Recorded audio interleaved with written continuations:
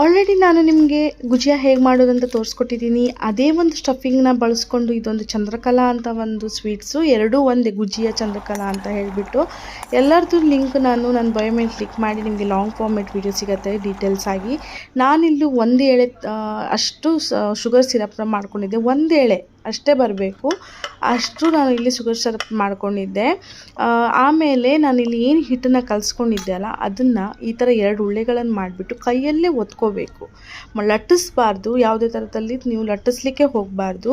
ಹೇಗೆ ನಾವು ಕಚೋರಿ ಮಾಡ್ತೀವಲ್ಲ ಆ ಥರ ಸ್ವಲ್ಪ ಅದಕ್ಕೆ ಫಿಲ್ಲಿಂಗ್ ಹಾಕಿಬಿಟ್ಟು ಸೈಡಿಗೆಲ್ಲ ನೀರನ್ನ ಹಚ್ಚಿಬಿಟ್ಟು ಈ ಥರ ಇನ್ನೊಂದು ಎಲೆಯನ್ನು ನೀವು ಅದ್ರ ಮೇಲೆ ಮುಚ್ಚಿಬಿಟ್ಟು ಈ ಥರ ಪಿಂಚ್ ಮಾಡಬೇಕು, ಮತ್ತೆ ಮಡಚಬೇಕು, ಪಿಂಚ್ ಮಾಡಬೇಕು, ಮತ್ತೆ ಮಡಚಬೇಕು. ತುಂಬ ಚೆನ್ನಾಗಿ ಬರ್ತದೆ. ತುಂಬ ಒಂದು ಕಲೆನೇ ಅಂತ ಹೇಳ್ಬೋದು ಸ್ವೀಟ್ಸ್ ಮಾಡೋದು ಕೂಡ. ನೋಡಿ ಈ ಥರ ನಿಮಗೆ. ಮತ್ತು ಗೀ ಅಂದರೆ ಗೀ ತೊಗೊಳ್ಬೋದು, ಎಣ್ಣೆ ಅಂದರೆ ಎಣ್ಣೆ ತೊಗೊಳ್ಬೋದು.